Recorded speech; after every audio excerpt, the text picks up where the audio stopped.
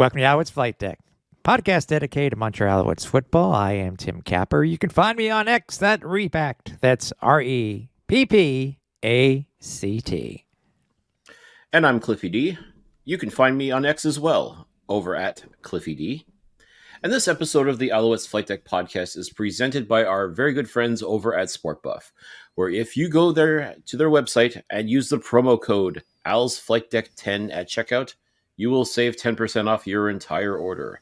Head on over to www.sportbuffshop.com, use the promo code, save 10%, buy lots of great merch, including Grey Cup merch, and as always, support local. Have you missed any of the previous episodes of the Alouettes Flightdeck podcast? Well, don't worry. If you head over to our archive over at www.alouettesflightdeck.ca, you can see all 7+ seasons of our broadcasts and get caught up because we got some great interviews throughout the years. You can also find us over on X, and that is at Alouettes Flightdeck. You can find us at Facebook at Alouettes Flightdeck Pod. Instagram and Threads, you can find us over at Alouettes Flightdeck. YouTube.com, where you can find all of the archives of our Flight Deck Live. You can find the audio-video version. That's a weird way of saying it, but of all our recent podcasts also, and much more. So head over to youtube.com/Alouettes Flightdeck. And lastly, if you wanted to rep the merch of the podcast, you can do so by heading over to flightdeckgear.ca, where through the week before Christmas, Cliff, if you use the promo code CHAMPS23, you will save 10% off your entire order, which means you can also pick up the new We the Ones t-shirt that is a part of our If You Know, You Know line here at the Alouettes Flightdeck Pod. And what better way to celebrate the Montreal Alouettes winning the Grey Cup than letting everybody know that we the ones. Exactly. So buy the shirt. Yeah. Also, real quickly, you can find us on Blue Sky. Just search for at Repact, at Cliffy D, and at Alouettes Flightdeck. It is. We were watching. One of our friends over at the CFL Pod Network. CFL. CFL. We were watching the Turf District podcast last night, and they kind of made us remember that it really has not been that long since Grey Cup ended, even though it seems like so long ago. It really is less than 14 days. Less than 14 days since the Alouettes won the Grey Cup. It's just true. Even though it seems so far and so long ago, things just keep happening, man. The Alouettes are ramping up everything, and it's just great to see when it comes to how they are. I'm not saying taking advantage of the Grey Cup, but that's basically what it is. They're using the Grey Cup to their advantage. I mean, what can we say about a couple days later after the weekend, they have the meet and greet over at the casino, dude. Mm-hmm. 2-hour block there. The Grey Cup was there. Many players, Mark Waitman, Denny Mack, Jason Moss. Again, I just love being able to be there. Great lighting on that Grey Cup, by the way, the Grey Cup photo op. That was going up on my wall. But man, I don't blame them for doing what they're doing. And then they had that hit on TSN 690. Sean Lemon and Tyson Philpott. They've been everywhere, man. They have also dominating the French airwaves as well here in Quebec. So, I mean, Marc-Antoine Lacroix, who has truly become almost a folk hero, if you will, partially fueled by his little rant after winning the Grey Cup about how he felt the Alouettes and the province of Quebec were disrespected by the English media. Again, I think some of it was kind of taken out of context, but nonetheless, Marc-Antoine has never shied away from the fact that he's a very proud French Canadian, a very proud Quebecois, and has definitely wanted to let the world know that, yes, the Alouettes are champions and that he does represent the province of Quebec very proudly. So kudos to him for that. Exactly. I mean, it's. I think for him, it's the hair. It's a tremendous flow. There's no question about I that. I tell mean, you, like, man. Yeah. you know what? I don't have too many regrets about the interviews we did at Grey Cup, but when we had Marc-Antoine Dequoy, we should have got some hair care tips because, man, that dude, whatever he's doing is working. I'll give him full props. What he's doing is working. So, Yeah, exactly. Can't complain. Can't complain at all. Obviously, today the Owls ended with their year-end press conference over at the Big O today, and some nice numbers coming out from the Owls. Concerning the bump when it comes to the Grey Cup, winning the Grey Cup, and just 20. Right, currently, it looks like 2024 is going to be quite good, and we will go into it more obviously when we bring in a future episode when we do speak with Mark Waitman, in our yearly State of the Team interview.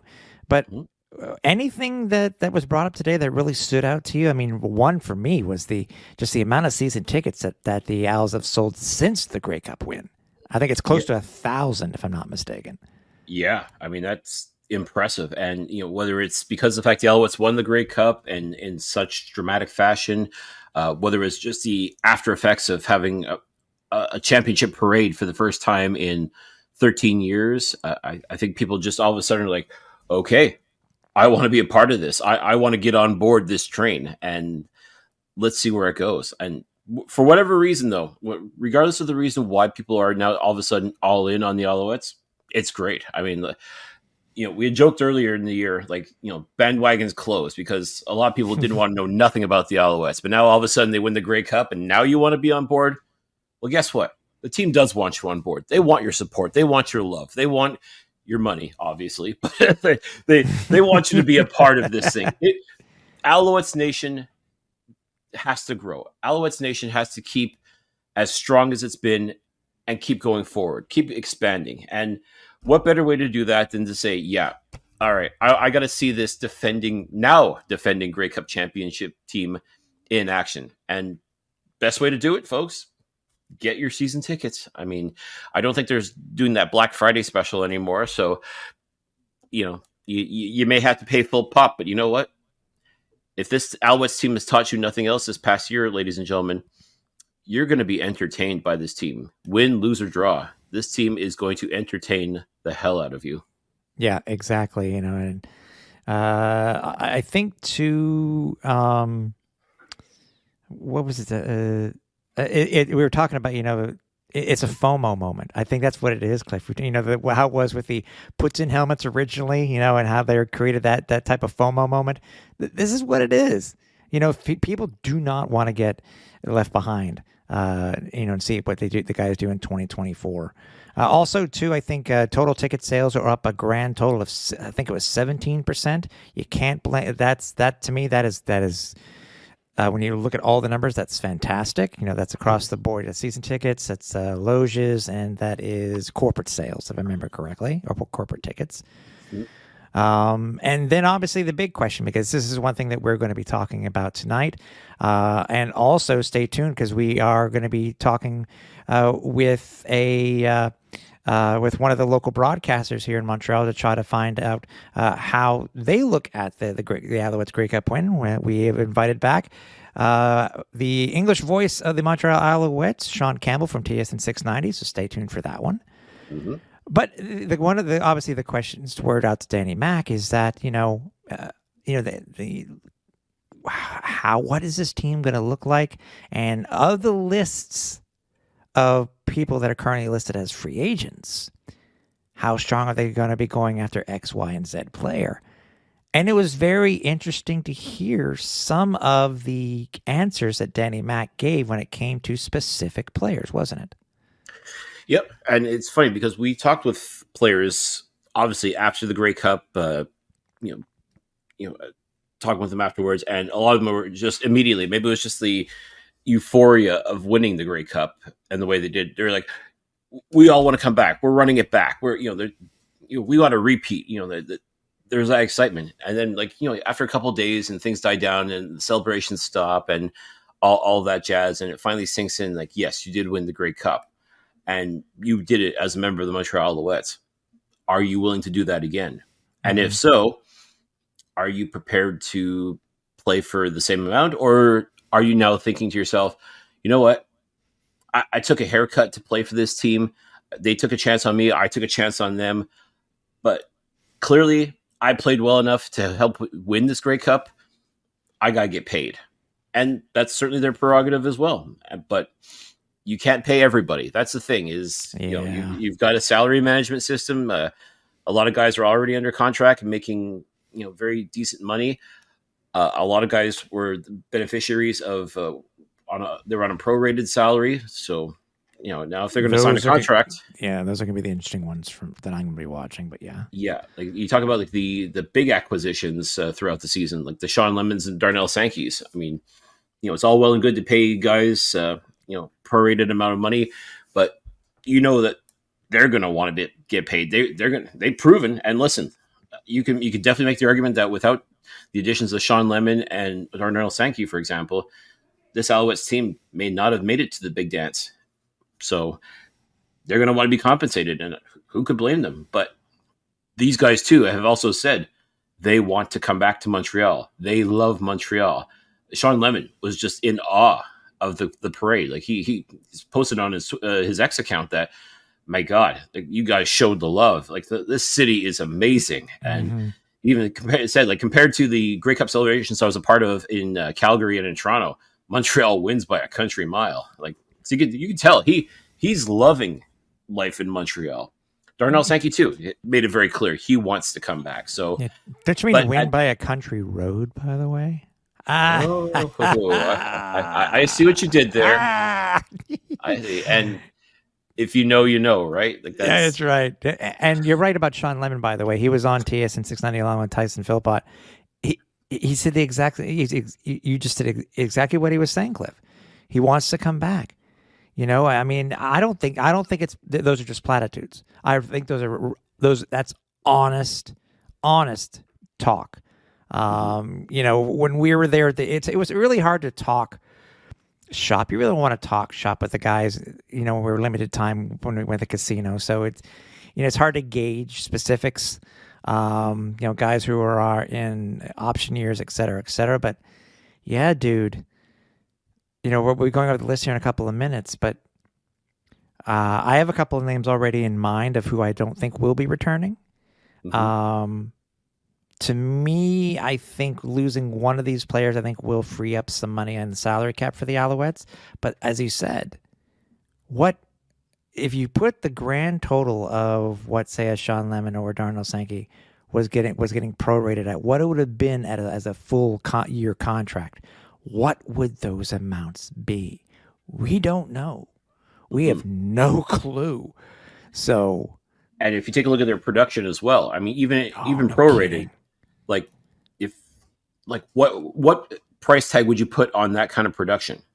Because that's what you're basically going to pay them based on is, well, this is what they did last year, and we expect them to do the exact same thing this year. But football, as you know, is what have you done for me lately business. I mean, you're only as good as your last game. Now, Sean Lemon and Darnell Sankey's last game was pretty fantastic. So, okay, at that point, you almost just want to say, okay, whatever you want, we'll pay it. We just want you back, and they want to be back. So you get that excitement. But over the next few weeks and going into free agency in February, a lot's going to change between today and that time. So I think things will come down. I think some of the excitement will die down. I think some of the reality will set in, and it's going to be a matter of Danny Machocha saying to these guys, listen, we want you back. You want to be back. How can we make this work? How can we find a way so that everybody walks away happy? So that's going to be the challenge. And I'll tell you what, if anyone's going to be able to pull that off, it will be Danny Machocha, who we've talked about this, Tim. As far as we're concerned, if there was a GM of the Year award, he'd win in a landslide just for the phenomenal work he has done this year. Yep, I agree. And, you talk about the names that were dropped. One was specifically William Stanback. I think Danny Mac said he was going to talk to him this week. He talked about Lemon, talked about Sankey. But By the way, and this is just me thinking, just based on what happened this year, and we do understand that Cody was signed to a 2-year contract. Mm-hmm. I would not be, and this is just me. There's no insider information. I would not be surprised if they give Cody an extension for another year. Would not be surprised, depending on who they bring back, and it'll be on the cap for next year and for 2025. I would not be surprised. But now, another question too then is, if they do give him an extension, does that mean they rework his contract so it's a little more team friendly? Like, again, without knowing the exact details of how much he's paid, would he, in addition to, in an effort to keep the band together, so to speak, would he be willing to take a bit of a haircut? Because he proved that he's a winner. He proved that he said he was going to win the Grey Cup, and he did it. Now, I don't think he's motivated by money, but I think this year he was motivated by proving everybody wrong about what they had to say about him. But at the same time, he also he's also going to command a pretty healthy salary as well. So if he's going to renegotiate, is there a way of working it around that you can properly compensate him, but at the same time, kind of like Tom Brady used to do back in the day, is leave money on the table in order to bring back a lot of these veterans or these players that helped make him the superstar that he has become. Right. And by the way, the reason for my thought process on that, Cliff, because we're going to get to the list here in a couple of minutes, is because if I'm not mistaken, that would if he were to renegotiate his contract, or if he were to do an extension, that would bring him into his 3rd year with the Alouettes, which automatically he becomes eligible to have guaranteed money. Mm-hmm. That's my thought on that. That would be the perfect way to do it for Cody, where he would get some guarantee. Now he may have, I think it's 3 of the same, and then 5. I don't know. I remember. I think it's 3 of the same, if I remember correctly. So yeah, I mean, 2025 is going to be interesting too. But anyways, thoughts, by the way. Do you agree with obviously trying to keep, because we have a lot, Stanback I think is a priority in Danny Mac's mind and in my mind too. Without question. In fact, all 3 running backs of the vaunted 3-headed monster, are all pending free agents, and as far as I'm concerned, all 3 should be brought back and find a way to make that happen, because they are going to help Cody Fajardo immensely. I mean, regardless of the combination, whether it's any one of either Antwi, Fletcher, or Stanback, you put any of the 2 of those 3 guys out there. I mean, if you could dress all 3, more power to you. But just any combination of those 2 guys, great things are going to happen in the backfield. And to me, I think definitely Stanback's going to want to get paid, because he's been playing at a very high level for a number of years now. He's put in the time. He's been through the mud, so to speak. So he's going to want his. Jeshwin, definitely, a very young, exciting running back who's just going to get better over the next couple of years. And a ratio breaker. 100% ratio breaker, Antwi is. Phenomenal punting, as we saw. I mean, that's got to be worth some money right there, as far as I'm concerned. I tell you.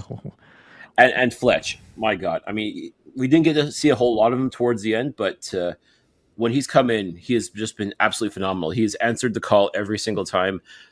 As far as I'm concerned, you got to find a way to keep all 3 of these guys. You got to keep that 3-headed monster of the backfield in place for 2024. Yeah. Wasn't the last time we saw Fletch active was in Edmonton? Yes. Yeah, so... Yeah, and played a fantastic game. Like, again, every time he steps on the field, he does great things. And you can say that about all 3 of these guys. Every time they step on the field. So I know it's going to be tough, because you want to dress all 3. And if you're able to, you do it. But if you're not, then you gotta do some, like, roster gymnastics to make it happen. But I mean, you get all 3 of these guys a chance to touch the ball, good things are going to happen. So I mean, to me, it behooves the Alouettes to ensure that all 3 of these gentlemen are still in red and blue come 2024. Yeah. After that, fullbacks listed currently, Cliff, are Alexander Gagne and James Tuck. Receivers, Regis Sibisu, Greg Ellingson, and Jake Hardy. Mm.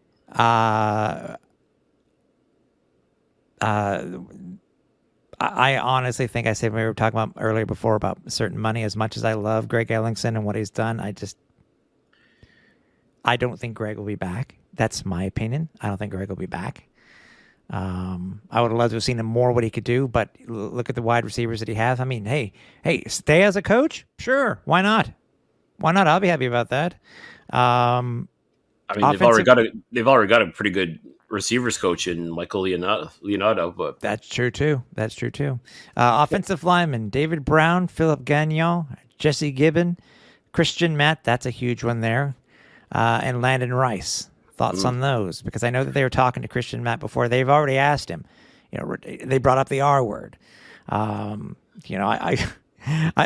was showing you pictures. It's funny of the last Grey Cup, and I took a picture with the Grey Cup with a very baby faced Christian Matt.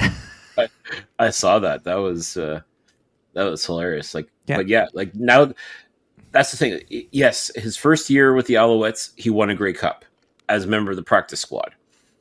This year, he won the Grey Cup as an actual starting member of the Alouettes. I mean, it's a bit of a full circle moment for him. And let's face it, in 13 years, this guy has definitely seen some stuff. He's seen you talk about sticking with the team through thick and thin. That's exactly what Christian Matt has done. And he truly is that last link to the 2010 Grey Cup. I mean, as far as active players go. Yeah. I mean, but is he thinking about retirement? Is he thinking? Did he have his moment where it's like, okay, I'm at peace with my career. I want to go out as a champion. Maybe, or maybe he's like, you know what? I was part of a back-to-back championship way back in the day. I would love to be a part of that again. That could be a thought too. I guess truly it's going to take some time, I guess, for Christians to sort of think about things and I guess reflect back with his family and decide does he still have it in him? Does he still have that fire inside of him that's been motivating him for so many years? I mean, just based on the chats we've had with him, I want to say yes. I think he definitely does feel that way. But it could be another situation where so many, especially offensive linemen, they go through the rigors of the offseason, just trying to get ready, trying to stay ready, stay in shape, and then when it comes time for training camp, you realize, holy shit, this is a grind. This is tough. I'm too old for this. I mean, that's the unfortunate part is Christian Matt is not a young man anymore. But maybe this Grey Cup win could be his fountain of youth. Maybe he will have found that extra fire inside of him. Mm-hmm. I guess time's going to tell. I mean, I definitely think if anyone's earned the right to go out on his own terms, it's 100% Christian Matt. He may decide that, I want to go out as a champion, just like Ben Cahoon did in 2010. Maybe that's what he's thinking. Again, the only person who could truly answer that would be Christian Matt, but I think definitely he has earned the right to make that decision. And if he thinks he's got one more year in him, he thinks he can try and get that one more championship, then by all means do so. And talk about someone that,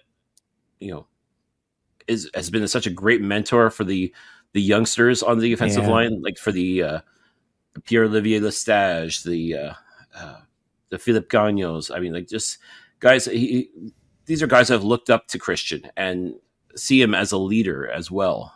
In addition to offensive line coach Luc Brodeur-Jourdain. Exactly. I mean, ultimately, it's going to be a Christian's decision to make, and I would respect however he feels, but that's going to be a very interesting topic, and curious to see how that's going to play out. Yep. Defensive lineman, Vincent Desjardins. Here come the big names, buddy. Avery Ellis, and then Sean Lemon. We talked about Sean. Getting Avery back also, I think, would be a priority for Danny Mac too. Linebackers, Tyrese Beverett. Oh, can't forget the Bev. Nope. Never. No. Frederick Chagnon, Darnell Sankey, and Avery Williams. Yeah, all these guys definitely contributed this year. They all made major plays happen, and I could definitely think. I definitely think, especially Beverett and Sankey, I think are going to be priorities 1 and 2 when it comes to the linebacking core. Shunyo and Williams, again, very solid, very good contributors. There's definitely a place for them as far as I'm concerned on this team. I guess truly it is going to come down to, would they be willing to take a more team-friendly deal to stay on board, or are they thinking now that they've got their ring, they got their championship, that maybe they take their talents elsewhere? Again, this is going to be interesting. These are all men that I would definitely like to see backing up already the linebackers that we have on this team. Absolutely phenomenal. They're a big part of that. So I guess, like I said, a lot could happen between now and February. We're probably going to be saying that a million times now between, now in February. Yes, a lot can happen. So I guess at this point, you just hope for the best. Truly, my hope is that that Beverett gets signed. I don't think Danny Mac wants to have a repeat of what happened by losing a Darius Pickett. So I would not be surprised if Tyrese is within that group of players that need to be done before free agency starts. Yeah, I mean he's played in Grey Cups before for the Hamilton Tiger Cats. Finally got his ring with the Alouettes, so I imagine that'll be a big factor in his thinking as well. But at the same time, he had a monster year this year, and no doubt he's when it comes time to negotiate his contract, he's going to point to all the stats, and he's going to say, listen, I balled out big time this year, and I want to be paid for someone, in the same range as someone who plays at a championship level. So, and you can't fault him for that. No, you can't. If he doesn't get it here, I guarantee there's 8 other teams that are going to be looking like, oh, you don't want Tyrese Beverett? Well, we want Tyrese Beverett. And I think the plus this year though is that obviously this off season is not going to be what the off season was last year. That's a plus. That's a huge plus. Like the uncertainty and all the the malaise, if you will, that fell on the Alouettes last January and February. Is that what it was? Call it what you will. I mean, I've got some other words, but we're trying to keep this a family-friendly show, and we'll just listen. That was then. I think now. One of the comments, it does end with show. It does. It's just another word that begins with S. So yeah. By the way, lastly, defensive backs: Ciante Evans, Nafis Lyon, and Najee Murray.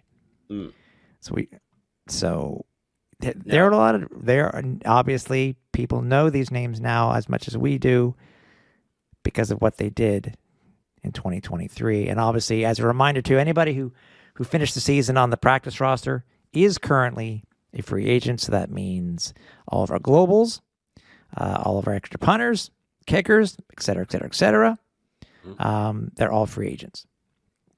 They are. And again, no doubt they'd be welcome back too, because, obviously the team thought enough of them to keep them on board throughout the year. So any number of things could happen. And some of these guys too were probably just waiting for a chance. And that means if a more established star decides to take their talents elsewhere, then that just opens up a spot. That opens up an opportunity for one of these guys to come in and say, listen, I can be that guy. Like, if nothing else, you take a look at like the Reggie Stubblefields and the KB Entos, guys we didn't know.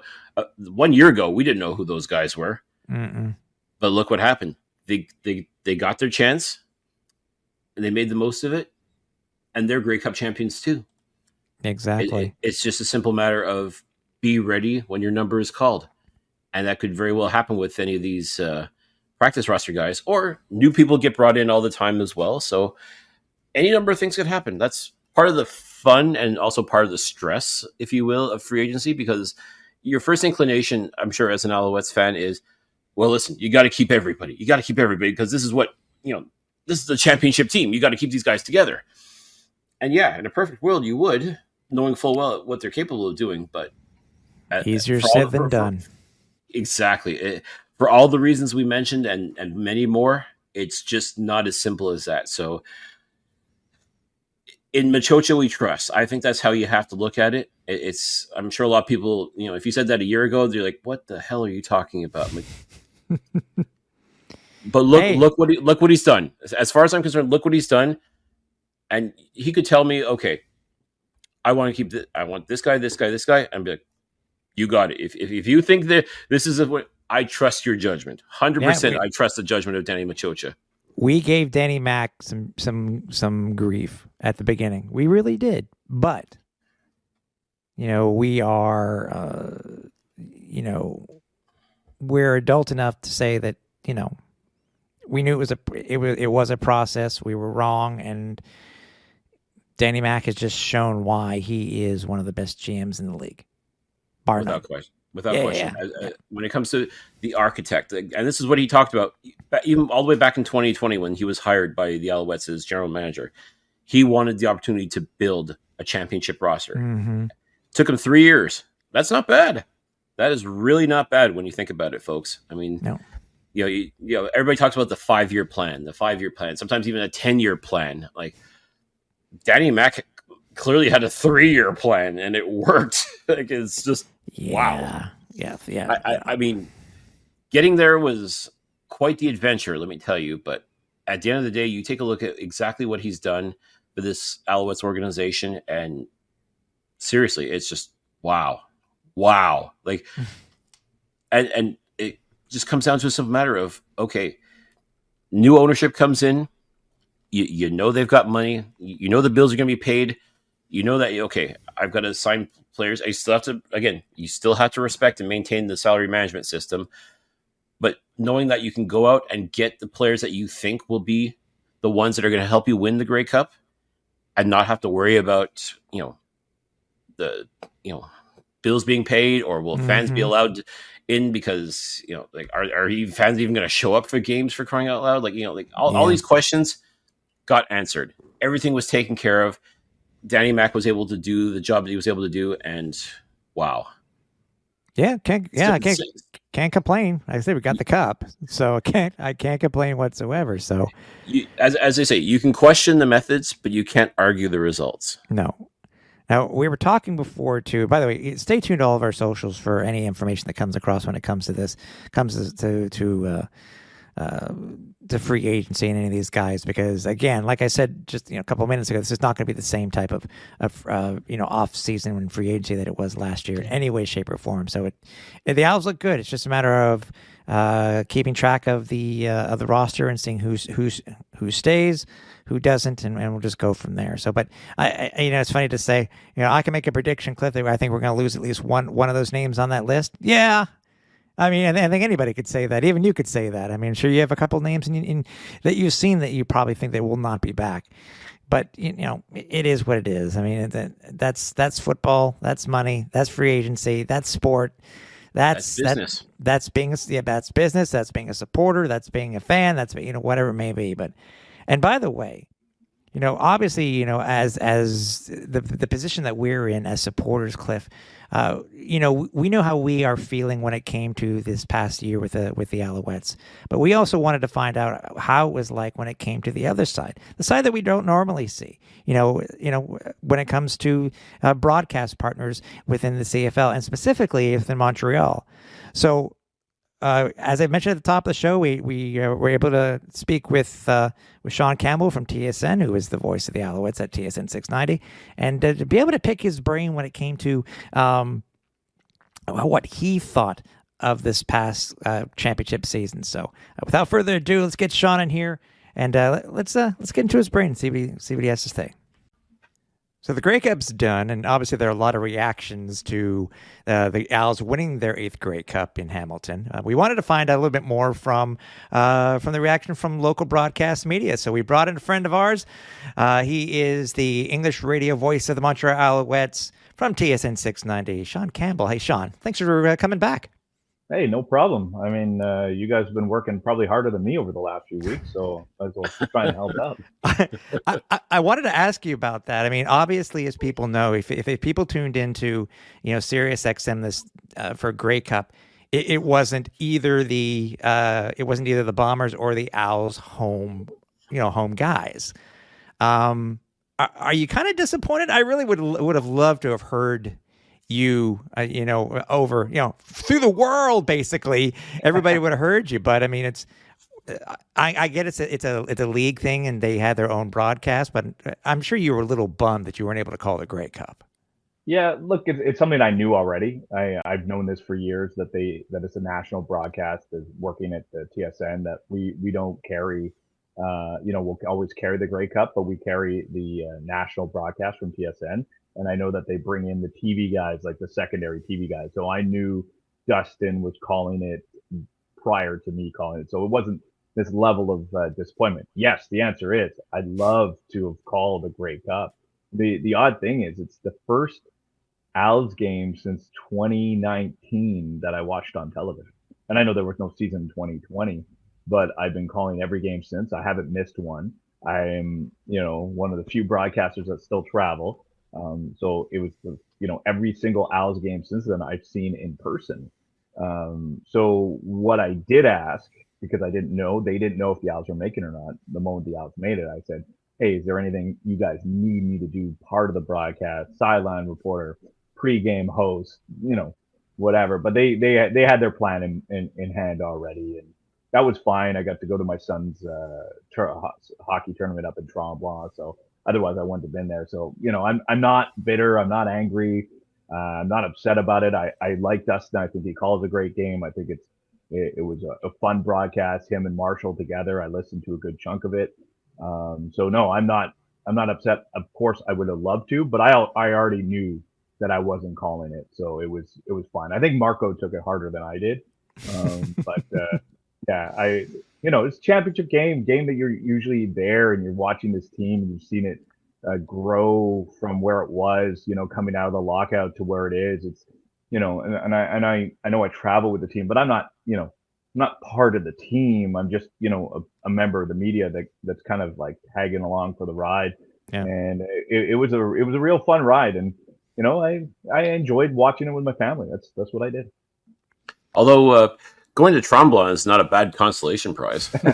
No, the team made it to the semifinals too. And it would have been complicated because if they made the final, it would have been at 4:30 on Sunday afternoon. And that probably meant I would have had to hear the whole radio broadcast on the drive home in traffic, but they lost in semi. So I was home in time to watch it on my own couch.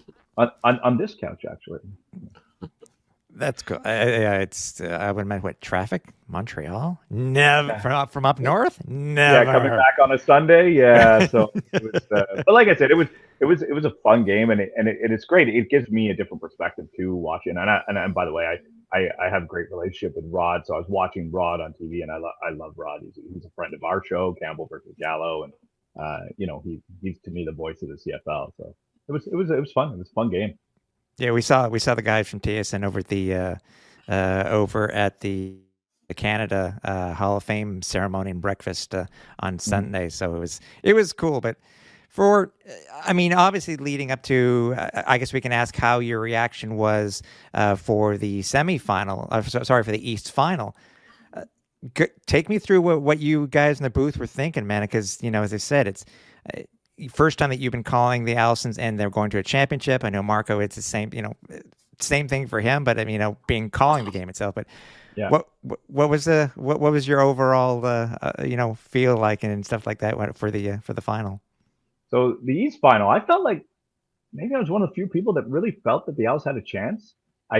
From the moment that Toronto clinched that game against Montreal and they clinched first, the Owls put up a fight in that game, and 2 out of 3 games it was a 1-score game. That's how I felt. And the game that they got really beat up, they were still trying to figure out things defensively. They didn't have all the pieces. They were down to third, fourth string. Guys were getting banged up. So I kind of I understood that aspect of it. I knew it wasn't going to be easy, but you have a team that had to scratch and claw their way back into the playoff race and go on this win streak, whereas they had to win their final 7 games, or they won their final, I guess they won their final 6 games at the time. Only one of them didn't matter. All the rest did matter in the standings. Just you had that final game against Hamilton versus a team that they weren't playing competitive football. I don't like that. I just, I don't know how you can get as an athlete like revved up and you think you get paid the money, but I thought the Owls had a chance. Now, I didn't think the game was going to go the way that it went, but I thought the Owls had a chance. And from the booth, by the way, we weren't in the booth. We were outside the booth because the CFL kicked us out of the booth at BMO, and we were in the elements at BMO Field. Marco believes it's the harsh words he had for Randy Ambrosie, but I'll let Marco. He says that's why he thinks the CFL kicked us out of the booth. But we had great sight lines. It was fine. We were just a little chilly. And I think to this day, I've been watching CFL pretty much, since I was a teenager, but covering it since 2007 on a daily basis. That might have been the best defensive performance I've ever seen in the CFL ever. And being alongside Marco, every single series they did something. And in that third quarter, it was unbelievable. It was like turnover again. He threw an interception again, a pick six again, a fumble again. That was our reaction. And then the game was just done. There was no, even when they got within 14 points, James Fletcher Jr. takes it back to the house. Like, what is going on? It was pretty remarkable, that performance in the East Final. It really, really was. I mean, Duquois, obviously, as you said, starting it off with that pick six, man. I mean, it's like, I don't think anybody saw that coming, Owls fans or the rest of the CFL, because from right at that point, it was on. And I think, the Owls were, I think we can now call them a team of destiny, I guess.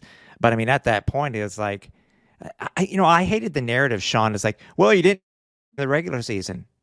It's not the regular season anymore. Anything can happen in the playoffs. I mean, I understand it's a talking point, it's a narrative and stuff like that, but it's, by the way, you telling me that you guys got kicked out into the cold? What? Oh my God! Do I dare say only in the CFL? What the hell? It was, again, they told us ahead of time, so we knew we were outside. And I think it was the year prior, the French radio guys were outside, and probably because we were at the East Final last year against Toronto. It was the same playoff setup. We all know that.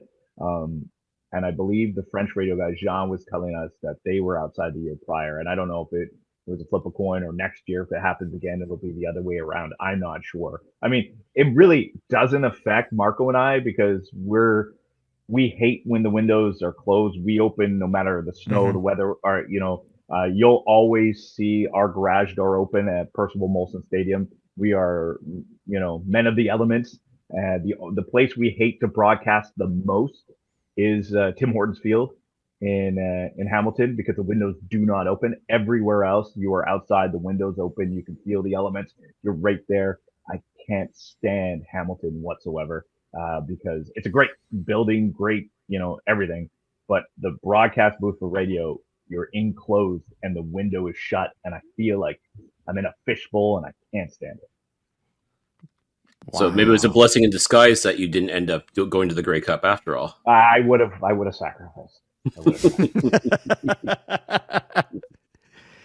Now, let's be honest. I'm pretty sure Randy Ambrosie was just jealous at Marco and his Instagram videos and those nut huggers, and just, said, okay, tough guy, you can go outside and do your little commentary bit.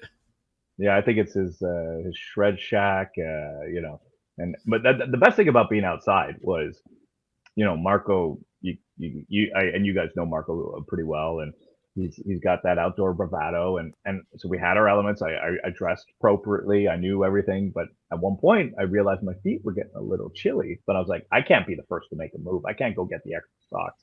I can't do it. I'm waiting it out. See if Marco does anything. Marco, after one quarter of play, he's like, dude, I got to do something about my feet. And he went and he fixed his socks. And I was like, now I can fix mine. I'm good. I wasn't the first one to crack. He was the first one to crack. And I think I did it I think I did it at the 3-minute warning.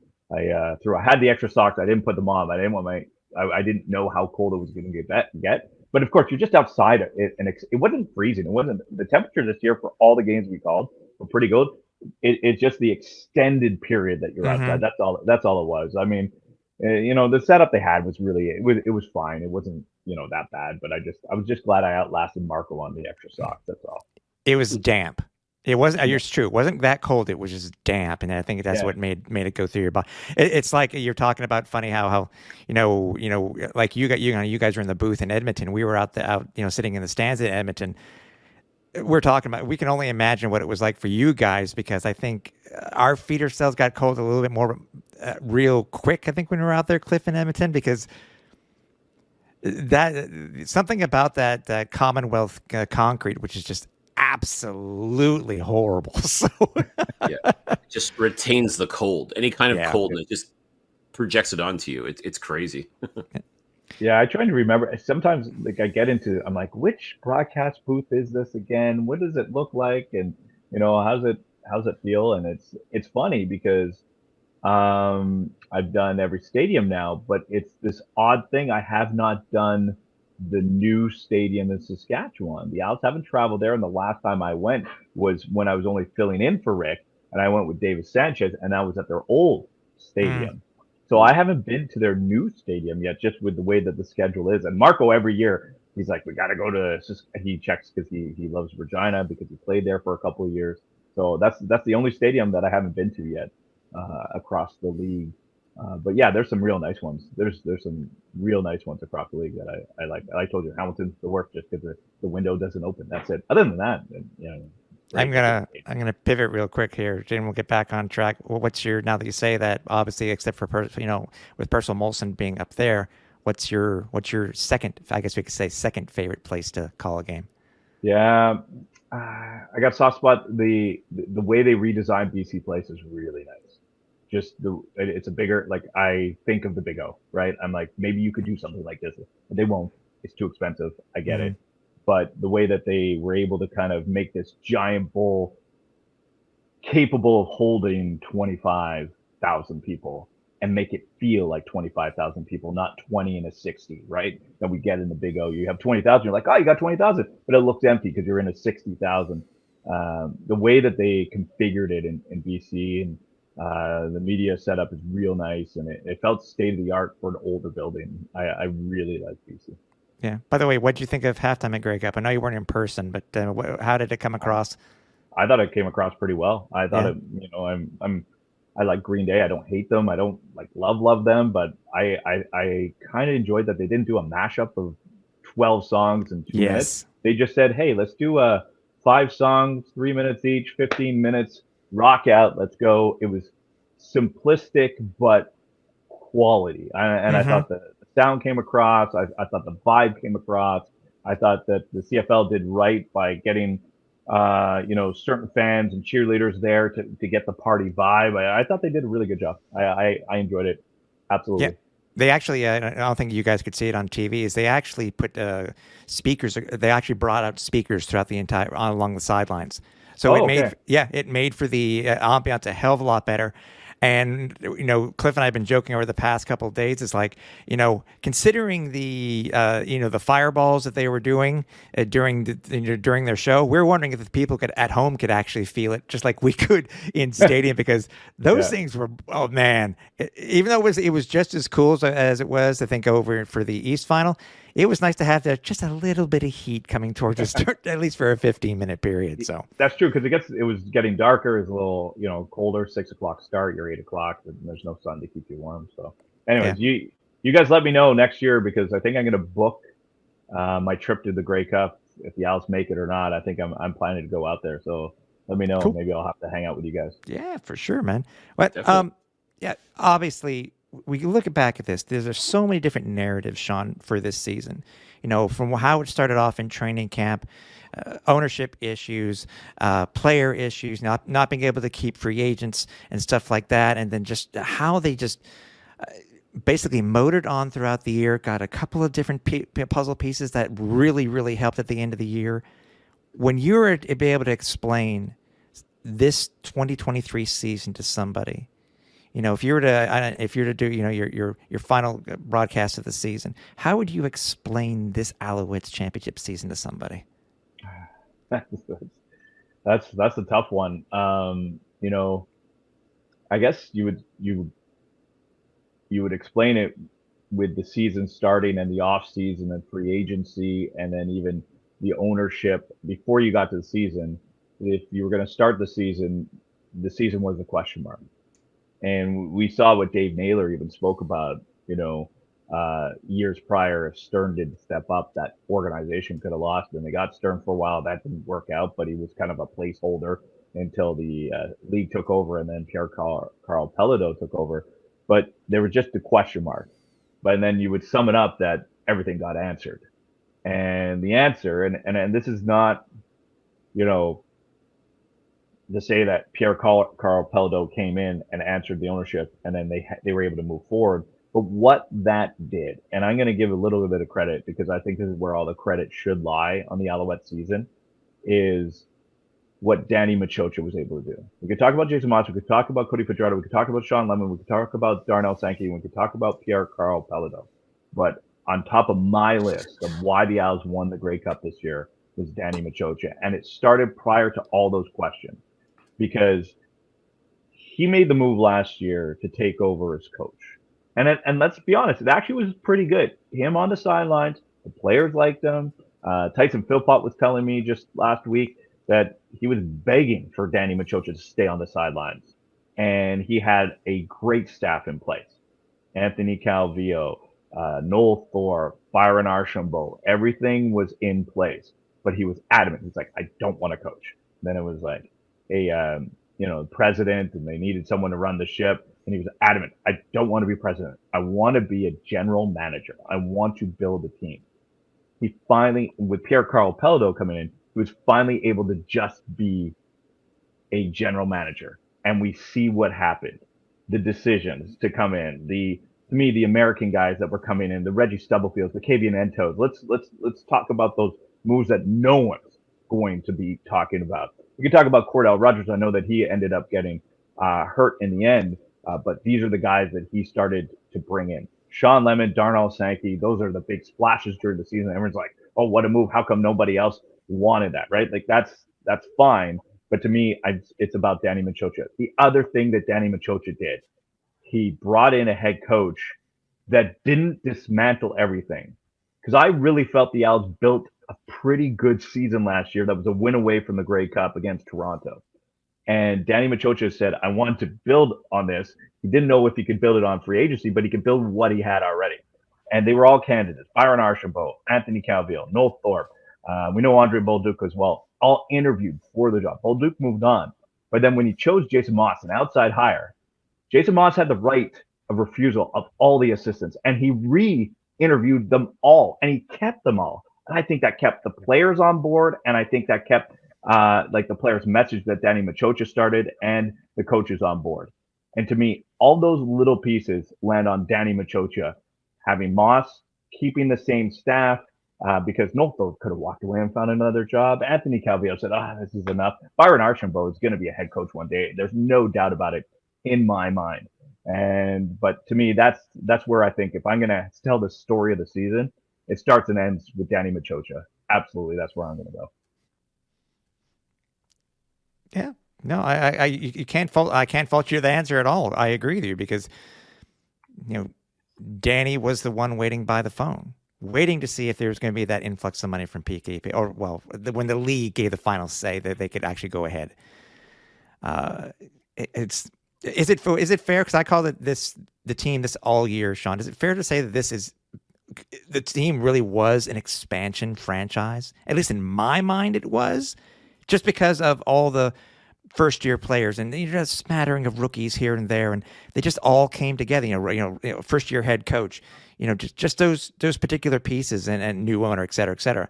Is it fair? I mean, I don't know what you would have called them throughout the season, but that I was calling them really an expansion franchise, a glorified expansion franchise.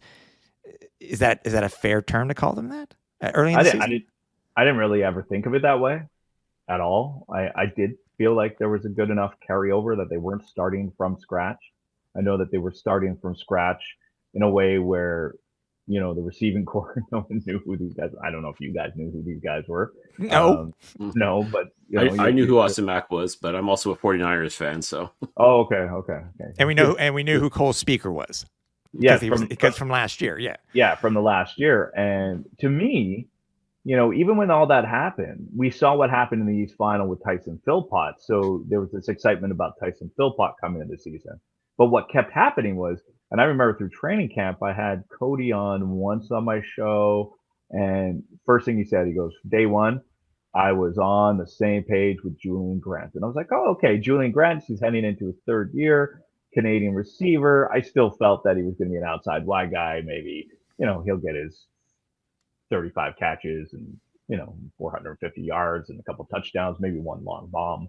But then we saw how the season started with Julian Grant and Fajardo, and I was like, whoa, this guy's going to have 1,000-yard season. And unfortunately, injuries hurt that. But then, Austin Mack is there. And then the other ones, the Cole Speaker and Tyler Snead, they were trying to figure out because they had Keyshawn Abram that came in, Courtney Davis, and they weren't sure which pieces and who was going to go grab. But Tyler Snead came and grabbed the job, and then Cole Speaker grabbed that job. And you really let that competition go through step by step. I was really impressed about how that worked out in the end. But expansion franchise, I guess I see where you're coming from, but I didn't think of it that way. And with the rookies on receiver, the rookies on the back end, defensively, yeah, I could see where you're coming from, but I didn't think of it that way at all. Cliff? All right, with all the players, like this influx of new talents and everything, a lot of people really wrote off this team early. I mean, never mind the ownership issues and new head coach and all this stuff. Like pretty much everybody and their mother had said that this team was going to be 9th or even 10th in a 9-team league, if you can believe that's how bad they thought they were going to be. As far as you're concerned, like you talked about Danny Machocha being the architect of this team, and I agree with you 100%, but at what moment did you look at this team? Like what was there any one particular moment where you looked at this team and said, oh my God, they really could do it? Like win it all? That was later in the season for sure. Probably during the win streak after their loss to Toronto, and I knew that they weren't playing anybody tough, but they beat everybody lower than them in the standings. And you could say whatever you want, and they're like, oh, they're supposed to beat these teams, and they did. They were the 4th best team at season's end. I know at season's end they were the best team, and they went out and they beat Winnipeg, and then they beat Toronto. To me, even when Toronto was at 16 wins, I still thought Winnipeg was the best team in the CFL. I kind of stand by that. I was like, I still think Winnipeg's the class of the CFL. I still wasn't convinced on Winnipeg, and I was curious if they faced BC, because I think BC was a team that caused some fits for the Owls this year. They faced them twice.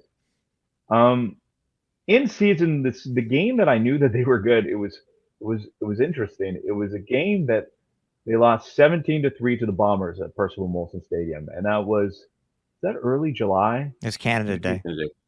It was Canada Day. Okay, you guys have better memory than me. And the Owls had a good start to the season, and I'm not saying that I thought that they were championship, but it's when I thought they were a good team. That was if I remember, it was a bad weather game. It wasn't a great weather game, and I looked at the defense, and I thought the defense played outstanding that game. And it was, I was like, it says 17-3, but I was like, the score's not 17-3. Offensively, the Owls had their problems that game. We know that. But I was like, this is almost a championship level defense. Now they got to figure things out moving forward, and that's fine. But I kind of started to think that, is this a championship level defense? We saw how many times that they were shutting out the opposition. They weren't giving up touchdowns. And then after that, they kind of went on that streak and they started losing. And then injuries took over the defense, and then they got a little pummeled there until they got healthy, and then they figured out where they're going to place everybody. But that's when I started thinking that this is a championship caliber defense. Offense, well, we didn't see the championship caliber offense until the Grey Cup, let's be honest. They were clearly saving their best for last, because you're absolutely right. The defense, stellar, especially during the later part of the season. But the offense, there was just times where I felt like, okay, they're figuring it out, but my God, it's like Getting there is not half the fun. No, and I did and I don't have the numbers in front of me, but heading into the Grey Cup, I was looking about offensive touchdowns because clearly they didn't. I think they ended up with 31 on the season, but offensive touchdowns, and even if they just scored one offensive touchdown, and this is how good the defense was, they won more games. They scored like one offensive touchdown 3 times, and they won. I think it was 5 times, and they won 3 out of 2, 3 out of 5. They even won a game without scoring an offensive touchdown this year. And then if you get 2 offensive touchdowns, they were 5-2. And then if they got 3, they were like 4-1. And then they only scored 4 offensive touchdowns in a game once this year, and they won that game. And they scored 4 in the Grey Cup. And of course, we know that they won that game. But to me, that kind of goes to show that they did lean on that defense, and it wasn't just about pick sixes or fumble recoveries for a touchdown. They were taking points off the board, like they did pretty much twice in the game against Winnipeg. You had the Kabian Ento forced fumble, which was in the red zone. Maybe it's going to be a touchdown, maybe it's going to be a field goal, but they were in scoring position in that first half. And then the Ento, I call it the pick -6 because he took 6 points off the board. Now, the Alouettes actually punted after that, and they didn't score directly off that turnover, but they took 6 points off the board because that was going to be a touchdown if he didn't make that acrobatic play. So those are the plays that don't go down in the historic 10 touchdowns, defensive touchdowns that they had in the regular season. Those are the plays that weren't touchdowns, but they were so many red zone turnovers. It was unbelievable what that defense did.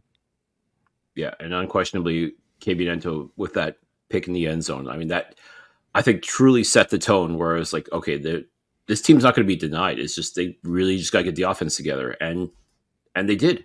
But I think Anthony Calvillo called an absolutely fantastic match and did exactly what needed to be done to win this game. Yeah, people also forget to buy the other Ento block in the end zone. Yeah. That also took away some points too, because if Kabian hadn't gotten that one, that also could end up being another touchdown. So Kabian, for a guy that, was phenomenal. Yeah, for a guy who, who we gave flack to most of the season, he again, I was just telling, as we mentioned to you earlier, Sean, it's like there's so many stories for these guys who played, bad, because Kabian really got beat by Toronto early on. Bye week, he came back, switched sides on the defense. Something changed with him, and we were able to speak with him at Grey Cup. We don't know what it was. Some of these guys just be able to flip the switch. So, yeah. Well, he's it's and I always say this, it's so tough. Even these guys that played in the NFL that makes the jump to you need a little bit of time to acclimate. That to me, like I thought Ento, he needed half a season, right? Maybe a third of a season to acclimate himself. I truly believe CFL quarterbacks need to see the league for 3 years as a backup or at least in an organization to ever become a starter. And you could be the most talented, college quarterback coming from the States, or you were a backup in the NFL. You still need 3 years to watch the game to understand. That's how I truly believe in the CFL to become a starter. But that, and just to get to another player, that's what boggled my mind about Reggie Stubblefield this year. Mm-hmm.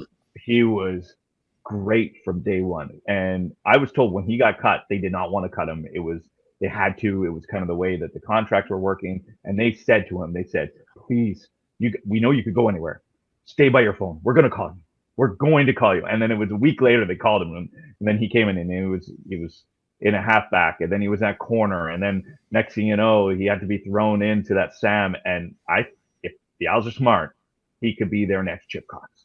Reggie Stubblefield is that good in that position. That's a lot to say, but I think that he could be, if he wants, the next Chip Cox in the next decade, sitting at that position.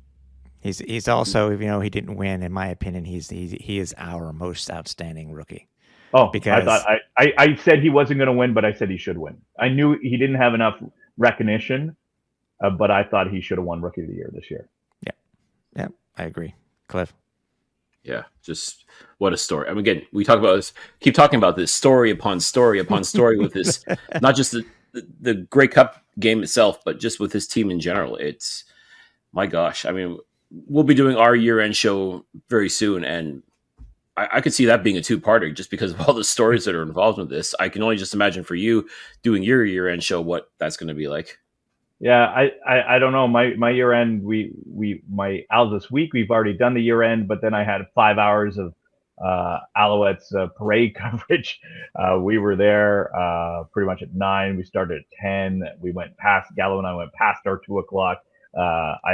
We were sitting there at the end of the show with the Alouettes. I call the three-headed monster, right? It was Moss, Machocha, and Whiteman, all three on the air with us at the same time. And I kind of looked at them. I said, these are the three guys that are going to move forward the organization, because the owner just likes football, shows up and says, I'll pay the bills. And that's all you want as the GM. That's all you want as president. And I know that they had their big press conference this week, so they were excited about some of the numbers that were out there. After the parade, I had a buddy who used to have season tickets, but he didn't have any more use or go to 2-3 games a year. And then he's like, I went to the parade with my kids. I came home and bought season tickets right away, right away. And I said, those are the stories that you want to hear, because clearly after watching the parade and what happened, there is a huge Als fan base. Sometimes you don't get that feel at the game all the time. I know that as a broadcaster. I know that, when I'm on social media. I think you guys know that when you guys travel and you're out there with the team. And I see it too. The Als fans are there, and they are fierce fans. They may not be as numerous as a Blue Bombers base or a Rough Riders base, but I think we saw that at the parade. I think the players saw that at the parade, and that parade really showed the players and the organization that there's something to build on this championship. Yeah. I've said it numerous times. You give these fans something to cheer about, and they will cheer. They will pack the stadium. They will buy the merch, all that stuff. And yeah, what better incentive for them than to give them a thrilling victory, especially when nobody expected it, and then to come home, have an amazing parade. Again, maybe not as amazing as was back in like 2009, 2010, but still getting people excited about Alouettes football. Like you said it, you got a buddy already that's committed to season tickets for 2024. I imagine he's not the only one. I imagine there's dozens upon dozens of people have said, okay, I want to be a part of this, and they're ready to go. Yeah, I think the early number was there was already almost 1,000 1,000 season tickets from the parade since then. Wow. That they're working on, and that's just, we're talking about a week, right? And you're going, not only 1,000, but again, you got to build somewhere from where they were. And during the season, they already saw the influx of numbers coming in from where they wanted. So this is good news for an organization that needed good news for such a long time, because it's got such a strong tradition. It's got such a strong tradition of winning. And, you couldn't, I remember back, covering the AC Ben Cahoon days, and you couldn't get a ticket. You just couldn't. Now I know you can walk up and get a ticket to any game now, but that was the feeling. Is, hey, do you have house tickets? Do you have house tickets? I want to go see a game. Now it's, oh, okay, you go to the house? I'm going to go. And then I said, just come. And I tell people all the time, I said, just come up once on the mountain on a Friday night. Come up once on a you're going to enjoy the experience. Mm-hmm. And, my boys are at an age now, I'll bring them to a game or two. And, it's just all the little things, right? My oldest son, he still talked about the BMX show at halftime, right? Like you're talking about a 13-year-old. Football, yes, maybe a little bit. And he was there with his friends. Like, you guys know season ticket holders can get out onto the field after the game. Those are little things that win over a crowd. I'm still a sucker, even though I'm a guy in his early 50s. I'm still a sucker for the little guys playing football, and they have it every year at halftime. Yeah. I'm a big sucker for that. So yeah, always a blast. Yeah. Hey, Sean, do you? Cliff and I coined the term PKP effect earlier, and we've heard it's not just from us, but we've heard it from others too. Do you think that there was genuinely with Pierre Carpello coming in, buying the team, and seeing what he did earlier in the season, is it? How much do you think that is going to carry over to his sophomore season as an owner? Well, I think what was the first thing? It's going to be the Videotron game day experience, and then it was the Videotron Grey Cup parade, and that's fine. But here's the thing: Gary Stern and his group didn't have the connections in the Quebec community that PKP had, and right away it's calling up a friend at this company and that company and this company. You're going to buy a lodge. You're going to buy a lodge. And I just bet he went to 7 friends and there was 8 lodges already sold out for next season, which they probably didn't have. And those, that's how you generate revenue. And that's the, so to me, the PKP's there. You don't have a millionaire yet.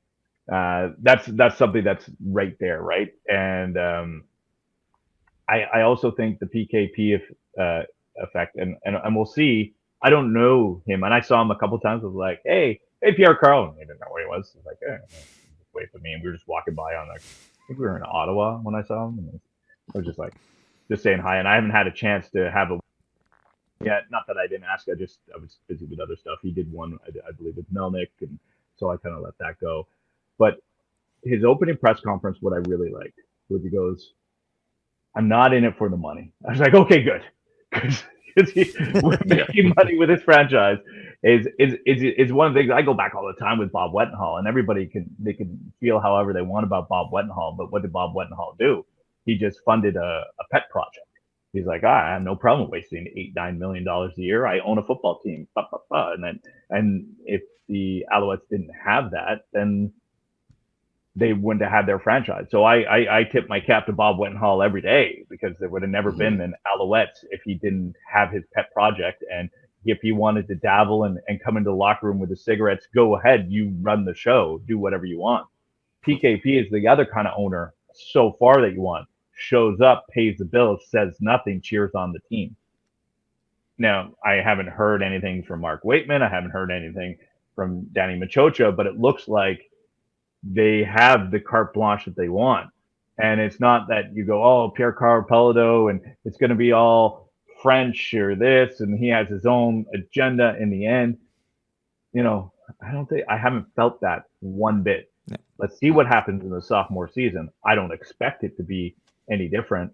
I'm curious about, the stadium. I'm curious about practice facilities. Those are always my big questions. If he's got the money and he wants to invest, that would be the biggest thing they could do for this organization. Actually have something concrete that they can call their own. Because even when the outs were on sale, what were they selling?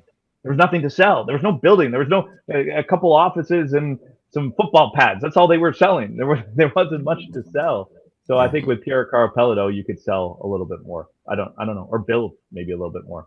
I'm excited to see what he does. Without question, Go ahead.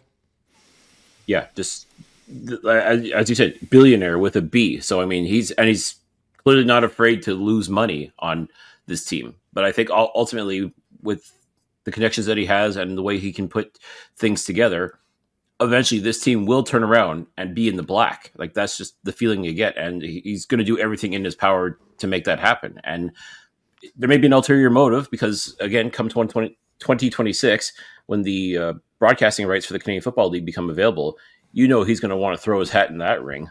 I'm waiting for those. I'm so waiting for those. That's popcorn, man. Take it out. Yeah, but that's fine. The broadcasting is where they can get the money. Like, TSN has this, and RDS have the broadcast, and I work at TSN, so I'm behind that, and the radio broadcasts are different than TV broadcasts. But all that does is it makes 2 suitors, does it not? And 2 suitors. We saw. Let's give an example of what happened to the NHL.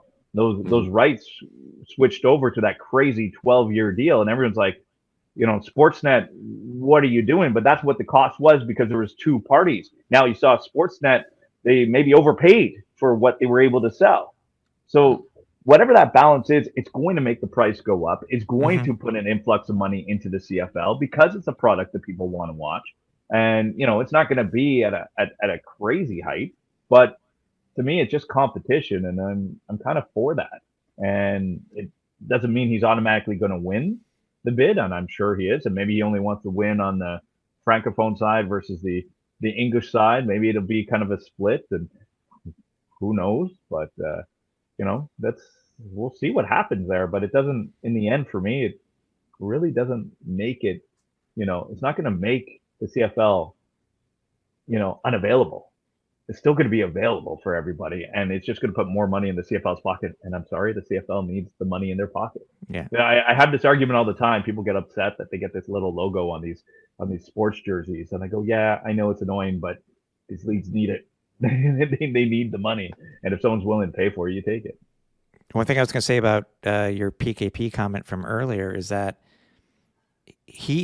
I think to me, what stood out the most was that he bought the team, not Quebecor. He bought the team. I don't know if it would have been any different if it had been under the Quebecor name. I don't know, but I think it meant a lot to the province, to the fan base, etc., that it was him who bought it and not a corporate entity, so to speak. So, yeah, but it's the other thing is, where did he make his money? He made his money being a businessman. Yep. And I'm sorry, owning a sports franchise now is a business proposition. Mm-hmm. And the previous owners didn't make money. He's made a lot of money in business. So I'm pretty sure he had some pretty good ideas. That's whatever those ideas are, I'm pretty sure he had some good ideas. I'm looking forward to seeing them. Yeah, ours was early in the season. I know we're talking about, the upcoming broadcast rights, but yeah, to me it was a shot across the bow to Bell Media when he on the home jerseys. You can't miss that Videotron logo on the away jerseys. You can't miss that Freedom Mobile, and which is now obviously a national carrier. You couldn't miss it. So it was like, oh, okay. It's not TELUS anymore. It's not Bell anymore. It's like, yeah, look who we have. So now, but that's it. Like how? So here's the question, right? So they get the advertising done with Videotron and plop it on the jersey and plop it on the parade. Is Videotron paying $1 for that, or is Videotron paying the Alouettes, $100,000 for that? It's a very good question. Yeah. And not that I need to know or even really care, because that's business at a level that I don't even understand sometimes. But is it just to get Videotron out there, and then there's a bigger piece down the line, or is he's already accumulated enough money that he's already rolling in the dough with the Owls? I don't know.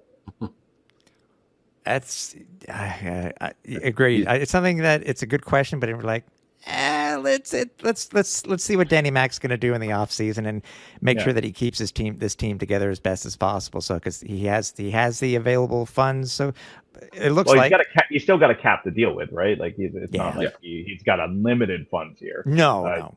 There's like he said at his press conference, all the players want to come back. He goes, is that likely? Probably not, but we're going to keep the ones that we think can keep us at a championship level. Yeah, exactly. Cliff. All right. Well, Sean, this was one hell of a season. I don't think anybody here in Montreal is going to forget what this Alouettes team did, and it's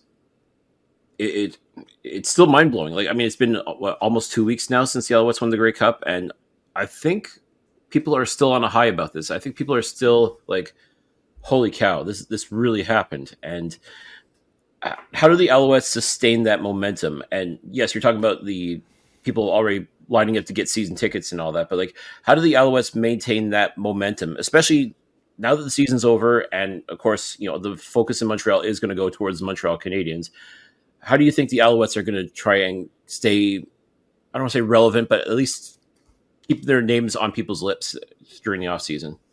Yeah, I think it's always tough to do in the off season. You kind of have to hit that lull, but you want to make sure that you're still out there in the media, attend events. I thought Mario Cecchini in the past did such a great job with that, getting some of the players that were still in town out to events, showing up.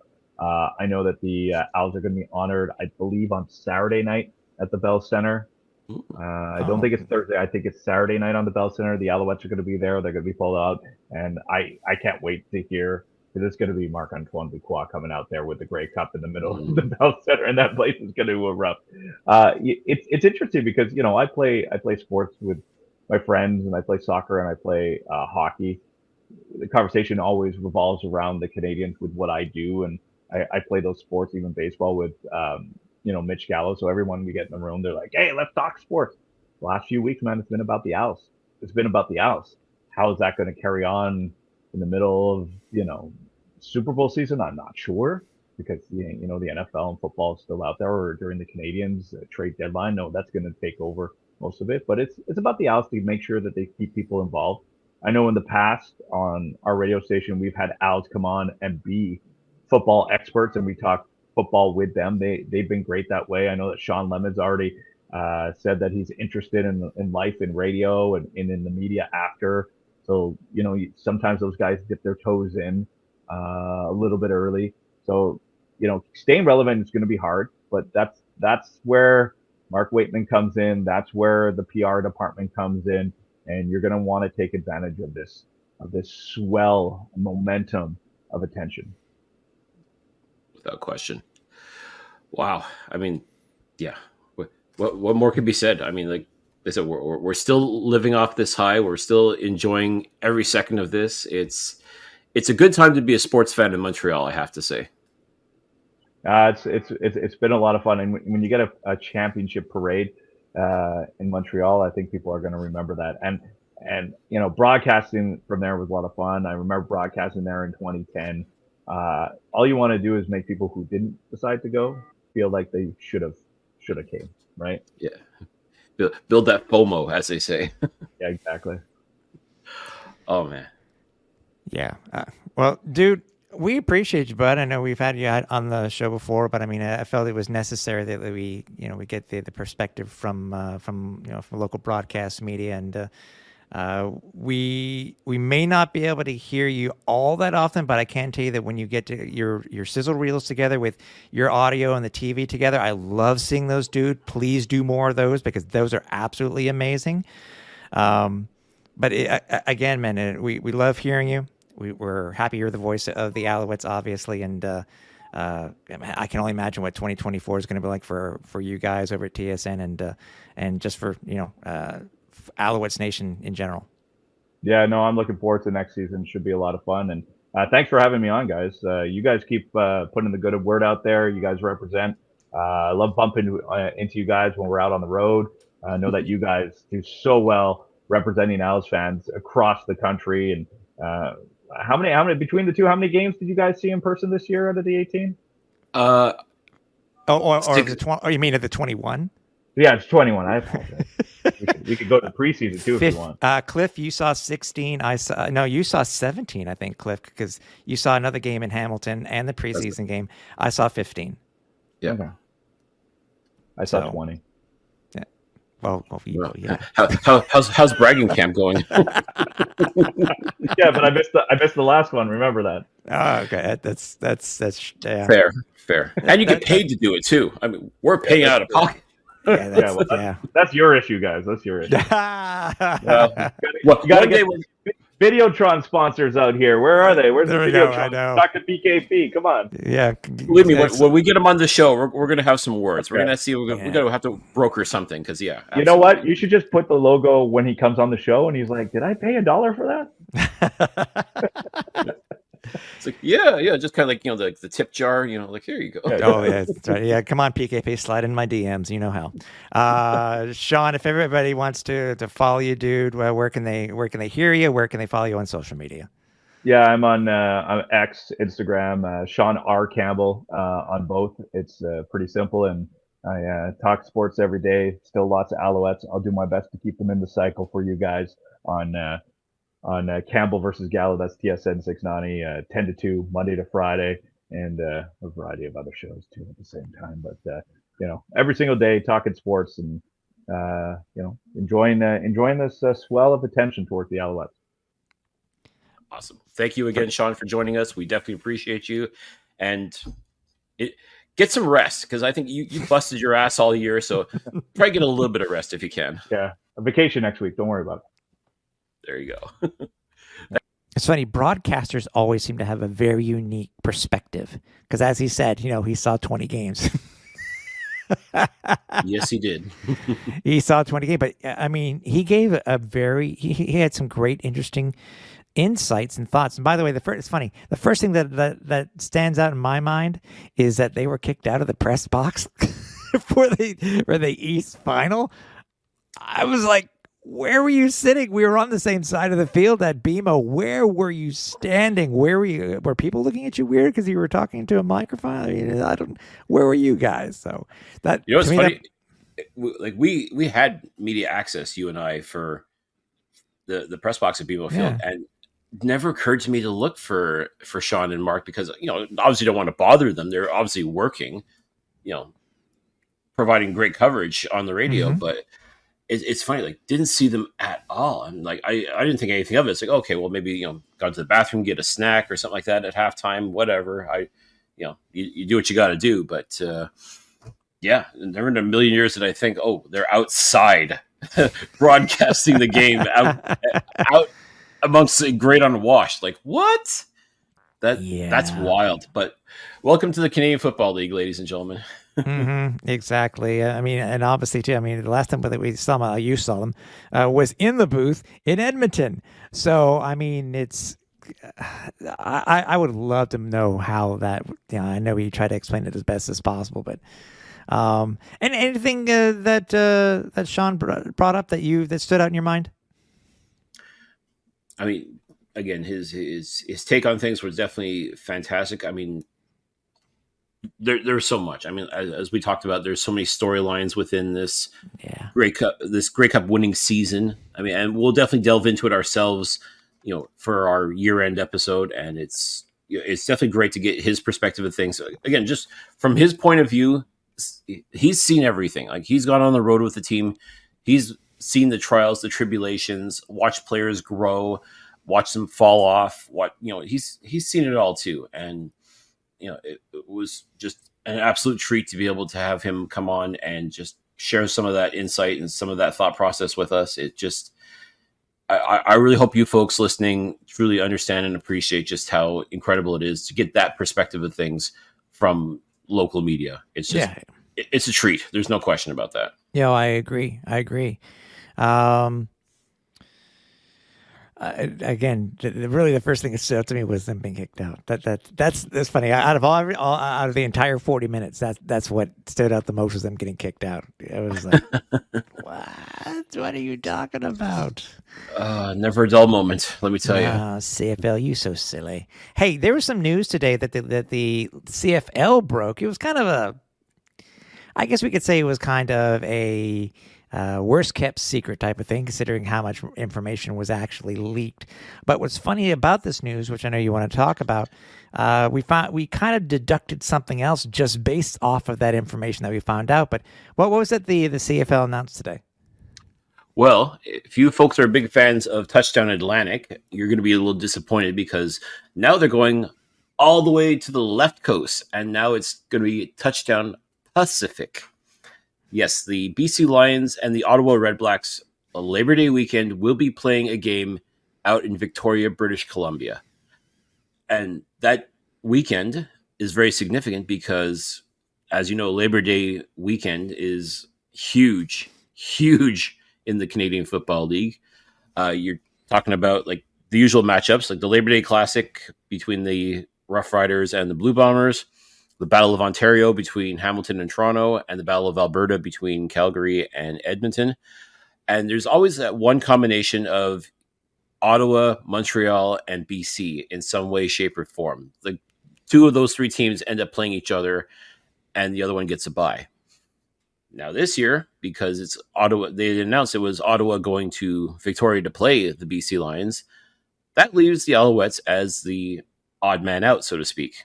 So without seeing the schedule, which should be coming out in the next couple of weeks, we've already been able to put 2 and 2 together and figure out that, that's one of the Alouettes' 3 bye weeks is going to be Labor Day weekend. So if you were looking forward to a Ottawa-Montreal Labor Day Classic, sorry, folks, not this year.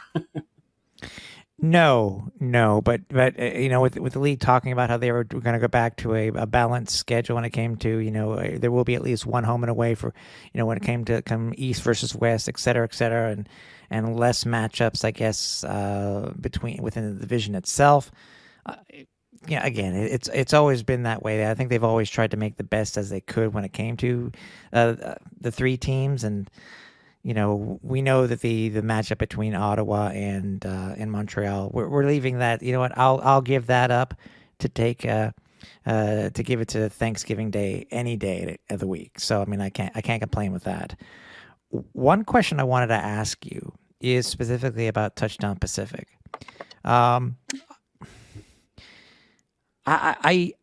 understand what they're looking to do. I understand, even the commissioner said too that they're still having the major talks, whatever the hell that means, with the person who potentially could be the new owner of the Halifax team or the Halifax Schooners or whatever you're going to call them. I don't know if Touchdown Atlantic did everything that it needed to. I mean, there were still locations within Halifax, within Nova Scotia that you could have a game at. It just seems weird. I mean, considering the location of where the BC Lions are and versus the closest team from Halifax, the closest Eastern team in Halifax, I don't know how. I know they're pushing the league. This could be good for the league. It expands, more people see it. I mean, Victoria isn't that far from BC. I just don't get it, Cliff. I don't know if this is. I mean, I guess Toronto doesn't have to give up a home game. Maybe Toronto was tired of giving up home games for Touchdown Atlantic. I don't know. But BC's not giving up a home game because they're basically going to be controlling it anyways because they can be staying in. I just don't know if it's gonna get that mini Grey Cup hype, considering that BC has the Grey Cup in 2024. It's not like it was when it came out east. Yeah, I get what you're saying, and I can appreciate that sentiment.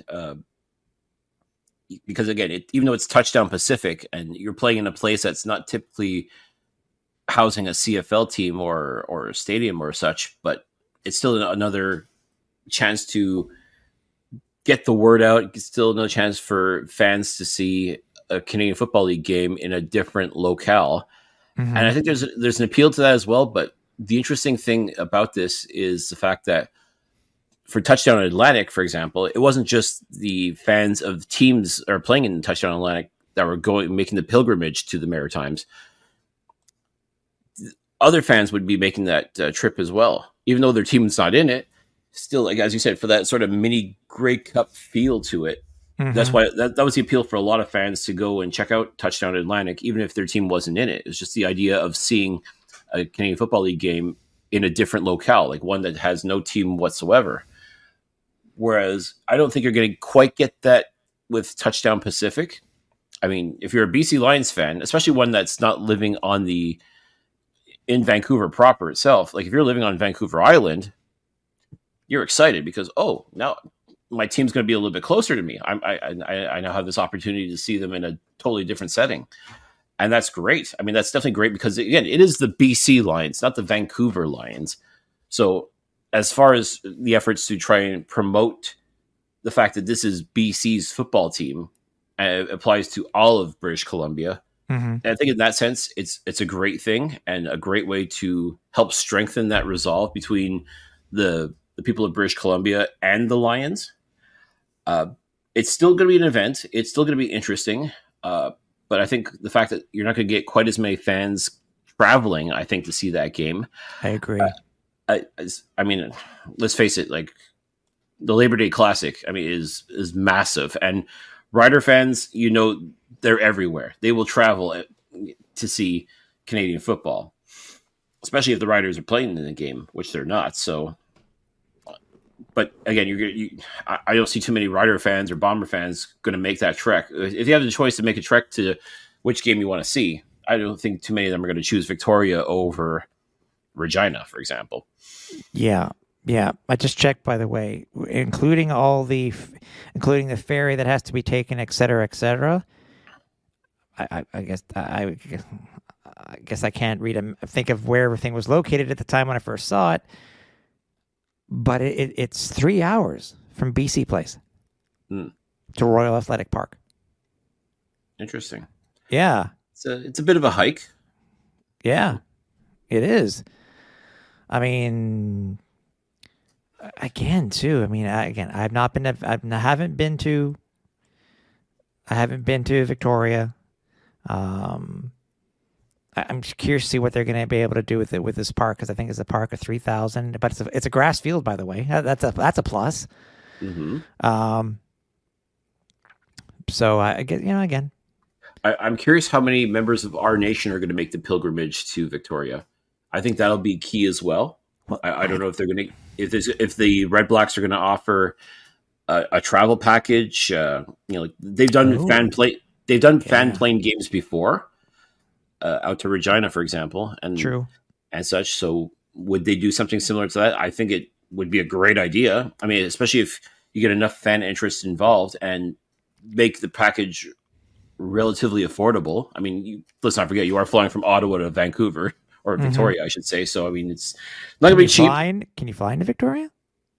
I don't see why not. Again, this is. I know you can fly into BC, right? But I mean, sorry, Vancouver. Yeah, but still, I'd put it this way: I'd be very surprised if the Red Blacks don't figure something out for their fans to go and experience something like this. Because as cool as it's going to be for the people of British Columbia, I have to believe Red Blacks fans are going to want to partake in this as well, and they're going to want to experience seeing their team in a different locale, and especially in one that has never been truly seen before. So I think there's got to be some sort of interest in that as well. So I'm curious to see what OSEG does when it comes to promoting this particular game, because I'm sure the prevailing thought is, it's going to be all of BC that's going to want to congregate towards Victoria and check out this match. But I mean, quite frankly, I mean, it would be a great thing to invite your opponent's fan base as well, and let them come and have the opportunity to see what could be a once in a lifetime event. Yeah, again, I just think it's kind of overkill with BC having the Grey Cup this year. And I understand. I think they're making, they're using that to promote the Grey Cup also, et cetera, et cetera. And well, I guess Well, I guess we'll see. By and large, though, Grey Cup sells itself. I mean, it doesn't really need the promotion. I mean, well, you got to see it firsthand. Everybody congregates to wherever Grey Cup is. This year, it happens to be in Vancouver.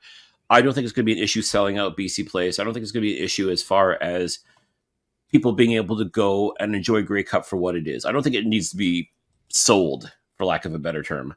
Whereas Touchdown Pacific, it's something new, and okay, maybe I see what you're saying when it comes to like the timing of it, seeing as how the Vancouver's already going to have the Grey Cup, but it's still going to be something interesting. And I think some people, maybe that's kind of the choice they're going to have to make: is do we go see Touchdown Pacific or do we go to Grey Cup? Yeah. By the way, speaking of Grey Cup, rumor is November 17th, 2024. Rumor is. We'll see. We'll see soon. By the way, and this is another thing too, I know I've been talking with some others about this. Could this Touchdown Pacific be a test for when FIFA takes over BC Place? That's a good point. Because come 2026, both the Argos and the Lions are going to be shut out of their own stadiums. For months. Yep.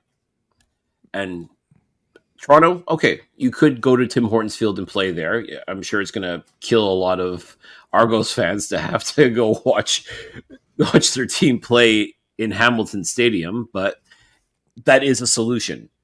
Whereas the Lions, unless you're going to rebuild Empire Field, which was so cool. It was, without question, but again, with the logistics of being in Vancouver while World Cup is going on, that too could pose a lot of problems for not just, people living there, but if, God forbid, you want to travel and see the team as well, in which case, maybe this is sort of a, dipping your toe in the water to see, okay, well, if we're going to have to displace the team, Victoria may not be a bad option. Because it's not not just the Lions; it's also the Whitecaps. Same thing in Toronto. It's the Argos and it is TFC. Yep. So again, there are solutions for both teams, and potentially that could be the solution for the Vancouver-based teams. Is, well, let's see if try this out, this Touchdown Pacific, see if it holds any water, see if there's something to it, and then once 2026 rolls around, then by then you'll know, okay, well, if we can't play at BC Place like we're supposed to, then we do have an option. And yeah, that's not as crazy as it sounds when you think about it. Yeah. So obviously we're still on our high. I'm just going to take a while. You can't get, and by the way, we are still broadcasting. We still have shows to go within this 2023 season, don't we, Cliff? So we do. There's we've like timing this week. We had a couple of people in mind that we'd love to have on. It didn't work out for us this week, so we're hoping in the next week or two that we can make that happen. So I mean, truthfully, even though our season is almost over, it's still not over yet. So make sure, if you're watching us on YouTube, make sure you like, make sure you subscribe. Let us know how we're doing in the comments below. If you're listening to us on your favorite podcast, make sure you're subscribed. Make sure you throw us some thumbs up. Let us know what we're doing right, what we're doing wrong. We appreciate each and every one of you's feedback. It's been so awesome. Like Tim was telling me, the numbers have been increasing with all of our content, and we appreciate each and every one of you that comes and checks out the flight deck. Mm-hmm. We love doing this for you guys. We're so happy that, yes, the Alouettes won the Grey Cup. That's obviously going to make us do better podcasts and want to provide better content for each and every one of you. Like this is the thing. It's been a party for the past 2 weeks, and the party is not stopping yet. That's what makes this so much fun, is that we're not ready to go. Like normally this time, okay, like, all right, end of the season. Let's do that. Let's get ready and hope for next year. But no, we're not ready to go yet. We're going to enjoy this. We the ones. Exactly. We the ones that are going to keep doing this. We the ones that are going to keep providing the content, and you guys be the ones to come back and check us out next week. Yeah. And until further notice. Yeah. Stay tuned for anything on social media. I would expect to see something very shortly when it comes to the Alouettes locker room sale. I know that the Eskimos, the Elks just did theirs this week. There's this virtual, but I'm looking forward to it because even though I do have getting my Grey Cup merch there, Cliff, I know there's certain things that I want to get. So stay tuned for anything else too. So make sure you check out all of our socials. And you want to email us, let us know what we're doing right, doing wrong, things that we could do in the future. Email me at tim.capper@alouettesflightdeck.ca or email cliff at cliffyd.pine@alouettesflightdeck.ca. So we will see you guys next week and talk more and still glow about this 2023 championship that the Alouettes have won. So we'll talk to you soon. So for everybody here, the Alouettes Flight Deck for Cliffy D, I'm Tim Capper. We're on final approach.